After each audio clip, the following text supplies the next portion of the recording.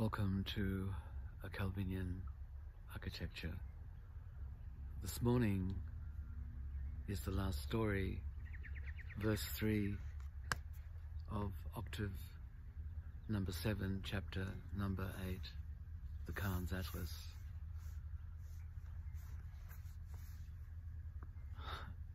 I can't quite believe we've reached this point. I'm in the Garden of Yes, which is where the burial mound is in Irimple, a few kilometres outside Mildura.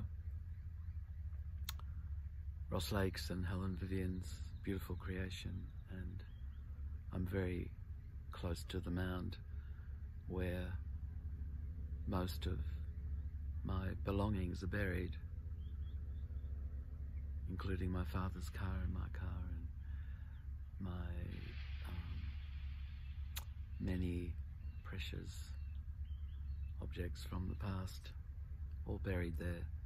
And so I feel a pull to end this cycle here in this wondrous garden on this wondrous very early spring morning or late winter morning.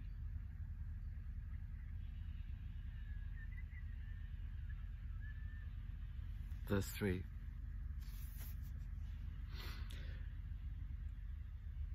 Will I or won't I?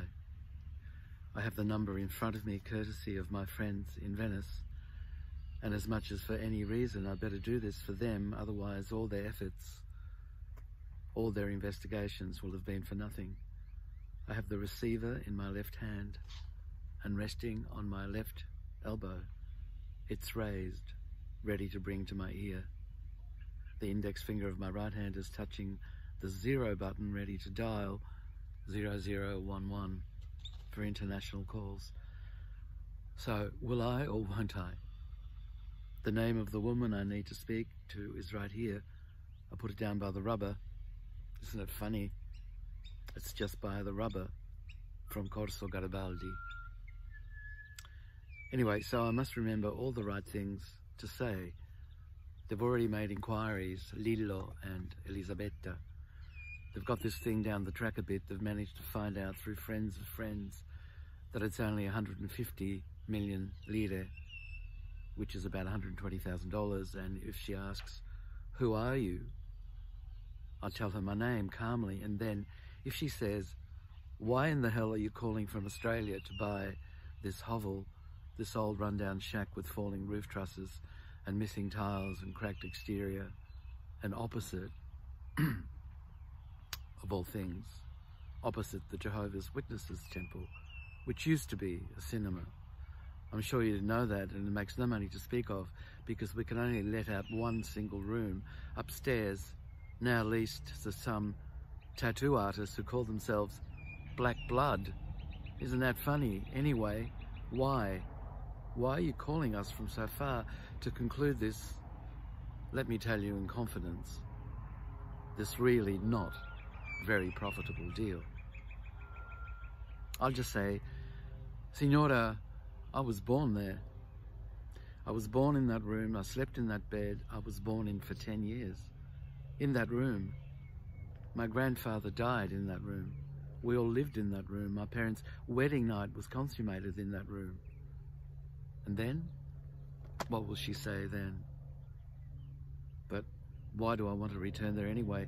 Why would I want to tie myself down like that? Because let's face it, I can only do one of these deals financially. And then that's it, nothing else, just one. So why a first floor room at number 3, Via del Bosco?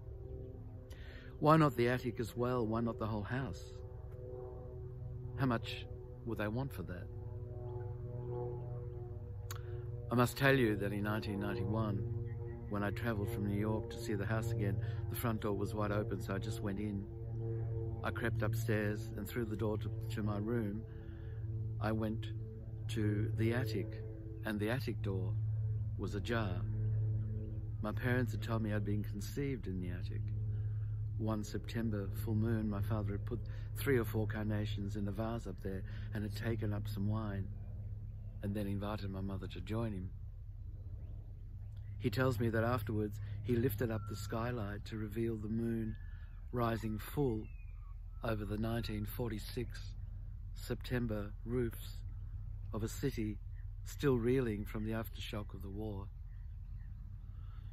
Anyway, I climb up to the attic and it's tiny. There's no room to move. I can barely crawl in it. But you know what I find? My old tricycle. Just sitting there. I get so frightened. It's like I've seen a ghost. So I leave it and rush back to Venice. My friend Lillo tells me, "Domenico, you're stupid. Go back. Get that tricycle." I gather my courage and return the next day, but it's gone. Have I really seen a ghost?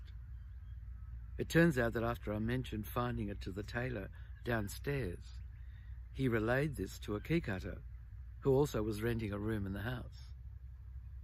His wife owned a children's shoe store. I managed to track down the key cutter in the kiosk in the square. At first he begrudgingly keeps right on silently cutting keys, listening to my story.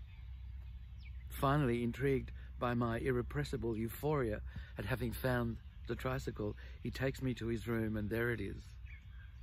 I offer money, but he wants none and waves me away with a smile. I bring it back with me to Melbourne as hand luggage, never letting it out of my sight. It's still got its axle wired together. The axle broke through my insistence at riding with one wheel on the footpath and one on the gutter.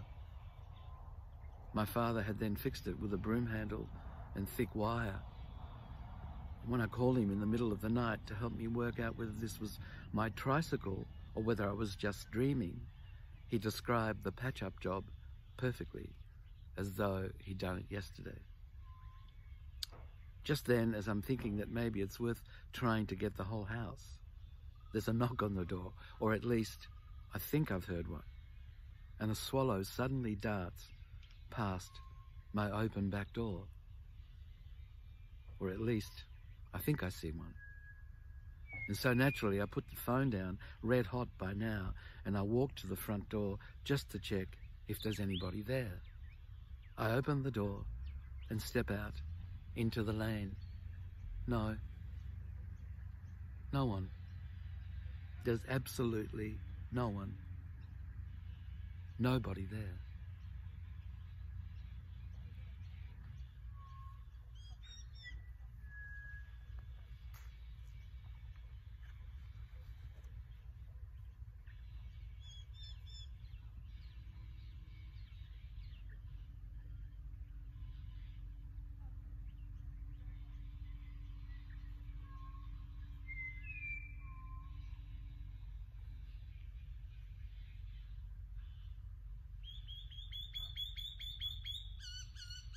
They all agree. There's no one there. Well, thank you for having stayed with this journey up until this point. I thought that at the end of Invisible Cities, we would all be together again, we would resume our life, and then I thought certainly by the end of a Calvinian architecture we would, but that's not so. We don't know when this will end, and I have another book to read to you, and I'll begin in a couple of days. It's called A Tertiary World, but I'll tell you about it in a few days.